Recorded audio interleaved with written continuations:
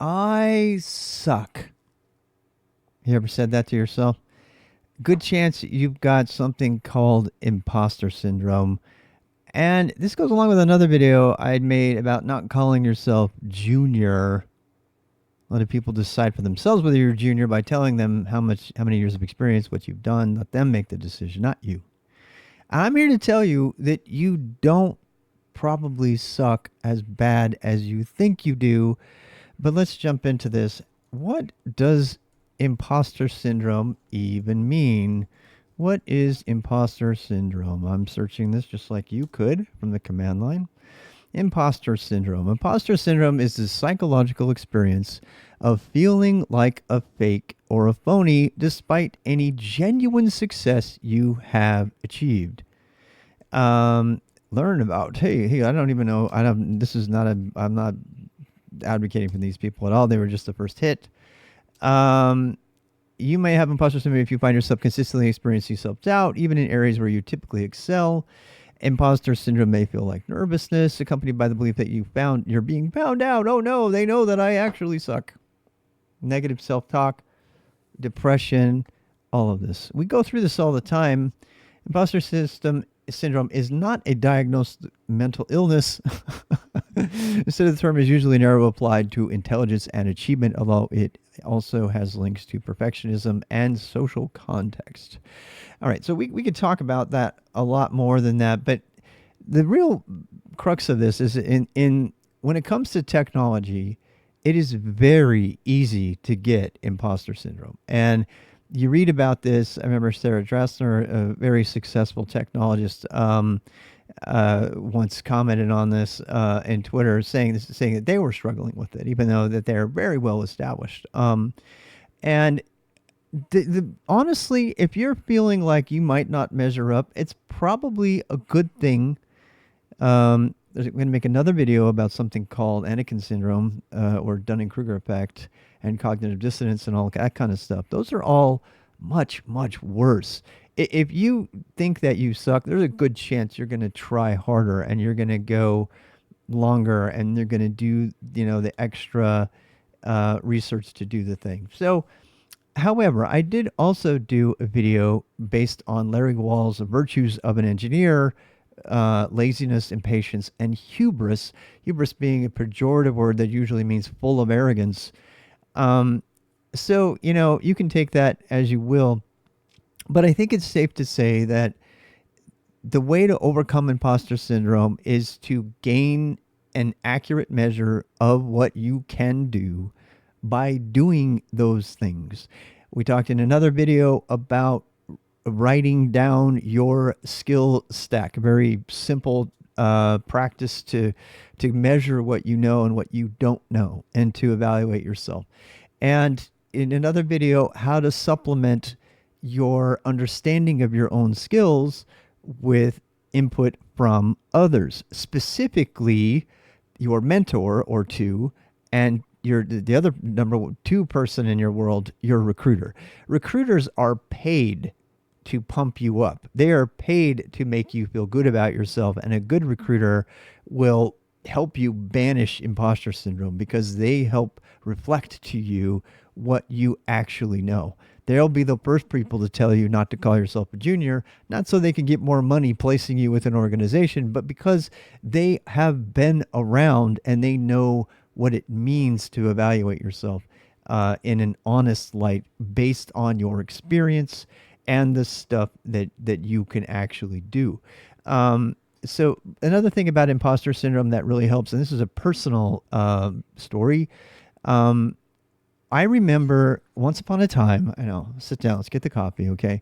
Once upon a time, I was hired to be Nike's internal intranet webmaster. My job was to build and support the entire internal website for all of the company of Nike. This wasn't Nike.com, this was SwooshNet. And although I wasn't responsible for installing the servers and everything, I was responsible in helping every single department in the entire company get their content online. And it was a very overwhelming thing. It made me feel like, oh, I couldn't do it. And if I hadn't come from another place where I had done amazing things that I knew I had done, then I would have been more nervous about it. But even then, despite all that, I still constantly felt like, God, I need to learn more. I need to learn more. And that drove me to stay up late at night learning things like Java, which was relevant back then in 1990, whatever. And I spent a lot of time doing that.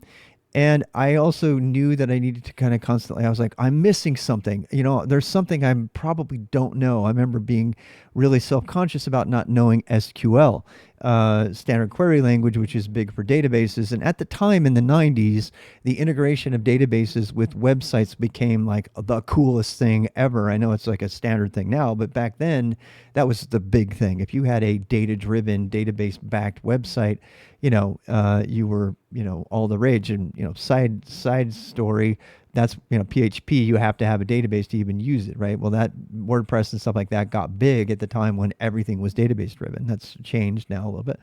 So that was the thing. And I felt like I didn't know SQL. And so I got sent to a training session. My boss, I think, paid something like $2,500 for me to spend a week in Seattle at a PSQL conference. I think I've told this story before in another video, but I'm going to repeat it. And I was there and I went through my time and I studied really hard and I felt really guilty because my young wife with with our toddlers was home, suffering, raising toddlers by herself while I was on this big per diem. So I really jumped into it and learned hard. And I came back and actually there was a couple other people there who really didn't care. And they were like always late and they didn't do anything. And, and they got the same certificate as me and they went home and I got back and I was like, okay, it dawned on me on the plane while we were flying back. I was like, we all got the same certificate. And I just realized how broken the whole system was. But the, imposter syndrome is what drove me to even ask for the training so I could go do it. But then after I had that experience, I went back and I proceeded to tell, my manager, is like, I never ever want to do another training like that. It's a total waste of money. I said, but I would like to propose something. Can I use half of the money and buy per year and put that money towards buying books, specifically in the 1990s O'Reilly books? And we had Powell's Books, which is a nationally renowned bookstore in Portland, Oregon. And I went in there and she goes, yes, absolutely. And I went in there and I bought a wall full of books. And I had this wall of O'Reilly books in my cubicle, not to flex, but to support me. And the reason I'm telling you this story is because knowing I had, and at the time, you got to understand, the internet was still pretty new. There was no Google yet. Yahoo had just barely started to get, to be useful. And people were still regularly turning to book content in order to supplement their actual skills. That's largely changed today. But the idea is the same. In order for me to get over my imposter syndrome, I had to learn. And by having this safety net of a wall of books that I could pull out at any time and I could go look up what I needed to learn, something I call just-in-time learning, which is, there's no way you can keep it all in your head at the same time. And the other virtues, patience, laziness, and laziness and impatience, those virtues make you not want to put things in your head that can be looked up.